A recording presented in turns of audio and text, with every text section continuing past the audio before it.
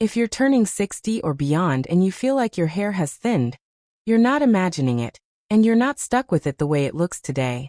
Not when a simple shift in how you style can restore lift, texture, and life to hair that seems to be retreating. This is not about miracle serums or pricey procedures. It's about understanding how mature fine hair behaves, and then working with that behavior every morning. I've spent more than 3 decades watching women over 60 reclaim their fullness by changing the steps they take, not by chasing a different set of products. And today, I'm going to walk you through the 5 mistakes that keep thinning looking worse and the exact tweaks that shift the balance back in your favor. If you've ever wondered why a photo in good light can make your hair look completely different from the same hair in the mirror, you're not alone. The truth isn't in the hairline you see in a flash, it's in the way you're styling it. I've watched the same women come into my chair year after year convinced they were losing the battle, only to discover their hair was there all along, hiding in plain sight beneath layers of style that flatten the roots, expose the scalp, or pull the life out of their natural texture. The difference isn't a miracle product. It's a smarter approach to technique, one that respects what aging hair actually does, and one that fits into a busy morning routine. Today, I'll introduce you to a client I'll call Susan, who believed her hair was thinning to the point of baldness until a handful of small changes rewrote what she saw in the mirror. Her story is the map for the 5 rules I'm sharing, each building on the one before it. Mistake number 5 is the most common and the most invisible. Parting the same part every single day. It seems harmless, even efficient, to keep your part in the exact same place, day after day, week after week. But you're not just creating a line. You're drafting a path through which the hair refuses to fill in anymore. Over years, that carved line can push hair away from the scalp at the very spot you want it to appear thickest, turning a modest thinning into a pronounced gap that looks wider than it is. The fix is tiny in motion but massive in effect. Every couple of days, nudge the part a fraction to the left or right. Just enough so the scalp breathes and the roots have something to rise toward. You don't need a braid or a drastic makeover. You just need to give the roots a new stage to perform on. With time, the crown gains lift, the face softens, and the line you once dreaded becomes almost invisible in everyday angles. Susan learned this firsthand. When she arrived, she carried a map in her head of what her hair should look like, and the part she'd had since college fixed that map in brittle ink. After a week of shifting the part by half an inch here, a quarter inch there, she walked into the mirror a little more at ease. The change wasn't dramatic, but it was real. It was volume where there hadn't been any, and shape where there had felt like a flat plane. The lesson stuck. Small navigations of the scalp can reframe how hair reads on the day you wake up. Mistake number 4 is a behavior you probably don't notice until you see the effect in the mirror. Never pull your hair straight back from the face with a tight grip or a severe line. It's the look that ages you even if the rest of your routine is solid. When you pull hair back tightly, you're tightening the hair at the roots and exposing the hairline in a way that makes thinning seem like a full-on recession. The aging effect isn't about the hair loss itself. It's about the way the scalp is displayed when the hair is drawn back with force. The remedy is gentler and more flattering. Start by brushing the hair toward your face to soften the angles. Then guide it back with your fingertips instead of a rigid tool. Leave delicate strands loose around the temples and along the hairline, so the face has a frame that reads youthful and relaxed rather than pulled taut. This small shift changes where the eye looks first and how much volume appears at the crown, which matters more than any single product you could apply. Susan's routine shift here was telling as well. Half a minute of reshaping the approach around the face gave her a soft, natural contour she hadn't realized she could achieve without sacrificing the look of fullness. It's not about making a dramatic change in hairstyle. It's about letting the hair's movement do some of the lifting for you. When the hair rests more softly around the face, the overall appearance reads more youthful, which is a win for your confidence before you even step out the door. Mistake number 3 is the one most people don't think about until a handful of strands cling to the brush every morning. Using a regular brush on wet hair. The hair is weakest when it's wet, up to a possible 50% stretch beyond its normal length before it snaps. That's not hyperbole. It's science you're living every time you grab a brush with wet hair and pull. The damage compounds, and the thinning you notice later is often the cumulative result of years of this one habit. The cure is straightforward. Use a wide-tooth comb. starting at the ends and working up to the roots as you detangle. If you can wait, detangle with your fingers while conditioner is still in your hair for added slip and significantly less breakage.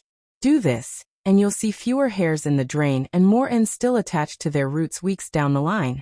It's boring, but it's effective, and it's the kind of fix you'll notice in real time in the mirror. In Susan's case, the wet damage habit had left her with fragile, brittle strands that snapped when brushed. A gentler detangling approach, especially right after a shower, preserved length she'd almost given up on and kept her density looking more consistent across the scalp. The result wasn't a miracle. It was a matter of courtesy to the hair fibers themselves. Treating wet hair with care so the hair can spring back with its own natural bounce instead of snapping into flat, stringy wisps you then try to mask with product. Mistake number 2 is a shock to many. Your blow dryer is flattening what you're trying so hard to lift.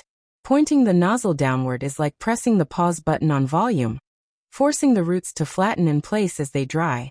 It's the opposite of what you want if you're aiming for a fuller head of hair by midday. The fix is to shift the direction of the blow-drying routine. Tilt your head forward toward the floor and dry the roots first, directing the air upward and away from the scalp. If you can't tilt your head comfortably, split the hair into sections and lift each section away from the scalp while drying underneath it with the nozzle angled up. The goal is simple. Create lift at the roots before you worry about smoothing the ends. Once the roots hold their shape, finish with a light pass over the mid-lengths and ends to keep movement and shine. This change alone can double the perceived volume because you're aligning drying with how the hair actually wants to settle, rather than fighting against the natural growth pattern. Susan again proved the value of this adjustment. The moment she began drying with lift at the roots, her head filled out. She carried less of that flat, glued-down look that had haunted her for years. It wasn't about changing color or length. It was about changing the physics of how the hair dries and how the scalp reads once the towel is tucked away. Volume isn't a mystery. It's physics manipulated with the right angles and the right tempo. Now we come to the number 1 mistake. The one that undermines every other tweak you try. The one that can erase your hard-won lift in an hour if you get it wrong and strengthen it if you get it right. It's about where you apply your products. The root is not a place for most treatments, especially when you're dealing with mature fine hair. If you start loading mousse, serums, oils, or leave-in conditioners right at the scalp and run them down toward the ends, you're adding weight where you want circulation and motion. You're essentially gluing the roots down with moisture and shine, which makes the hair fall flat far earlier in the day. The rule is clean and simple. Apply products in the mid-lengths and the ends, not at the roots. The only exception is a carefully designed root lift product or a specialized volumizing powder that's truly weightless at the base. Everything else, hydrating serums, smoothing oils, shine sprays, stays away from the scalp. This rule is the one that ties together all the other adjustments. If you ignore it, the improvements you made with the part, the face framing approach, the detangling, and the drying direction can be undone by a grease-prone scalp and a stubbornly flat crown. If you embrace it, you keep the roots buoyant and the ends polished, and you unlock a momentum that doesn't fade. The stories behind these 5 rules aren't abstract. They're people and moments that matter. Susan walked in convinced she had lost her hair. Certain she was headed toward a baldness she'd heard stories about from friends and neighbors. In just one session, by applying the 5 rules in order, she saw something difference-making. Volume where there was none, lift where there was a tendency for everything to lie flat, and a face that looked refreshed rather than drawn. It wasn't instant drama. It was steady improvement, a gradual reveal as the day went on. She left with a part that could shift, a face that looked framed instead of thin, and a routine that felt possible on a Tuesday morning before coffee. Another client, who I'll tell you about as Grace, arrived with a scalp line that seemed to march across her temples. Her hair, while still thick in places, refused to stay where she wanted it, and the overall effect made her look older than she felt. We worked through the 5 steps. Adjust the part, soften the framing around the face, detangle with care, dry with lift rather than with pressure, and keep products away from the scalp. Over a few weeks, Grace reported a different kind of morning. A look she recognized in the mirror, a head of hair that behaved with more life, and a confidence she hadn't anticipated alongside the daily routine. I tell these stories not to romanticize hair, but to remind you that you are not bound to a fixed outcome. Hair ages, that's a given.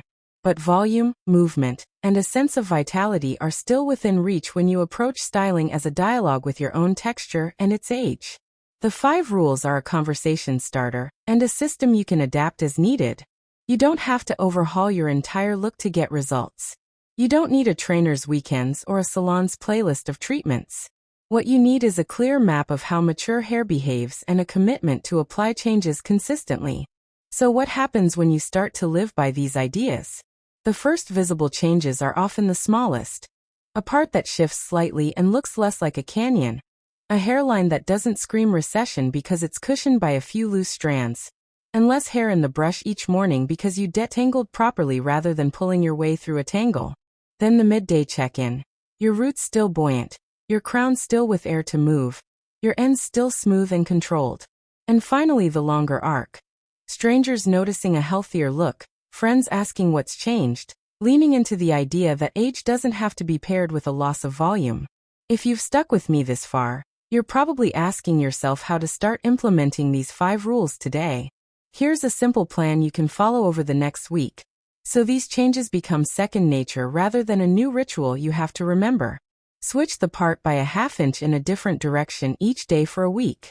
Watch how the crown fills in and the line softens. When you style around the face, start with a forward combing motion to lift, then guide the hair back with your fingertips. Keep a few strands framing the face and avoid pulling everything tight. In the shower, switch to a wide tooth comb or your fingers for detangling while conditioner is in your hair. If you can, detangle with conditioner in. Then rinse lightly and reapply if needed only at the mid-lengths and ends. Dry with your head tilted forward and lift the roots first. If that's hard, work in sections and lift each section away from the scalp as you dry, using a nozzle angled upward.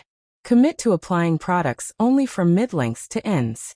If you need root lift, use a targeted root product that's designed to be light at the base, and test it in a small area first to ensure it doesn't weigh down the roots.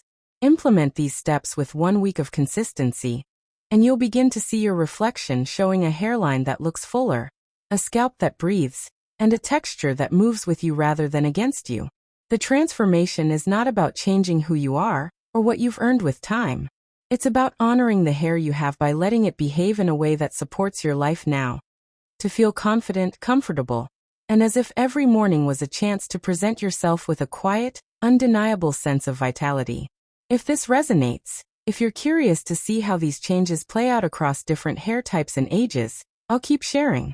I'll bring more examples, more adjustments, and more practical tips for fine hair after 60. No hype, just a practical, repeatable approach to hair that ages with you. And yes, it's possible to feel hopeful when you look in the mirror in the morning. To feel like your hair is a natural extension of your face rather than a weight you have to battle. The truth is simple. Maturity doesn't have to equal flat hair. It's possible to hold on to volume, to see your scalp less and your texture more, and to leave the house each morning with a look that feels lifted, balanced, and authentically you. These 5 rules aren't a secret formula. They're a psychology of styling, a way to work with gravity rather than against it, and a reminder that the hair you have is capable of more than you've allowed it to show.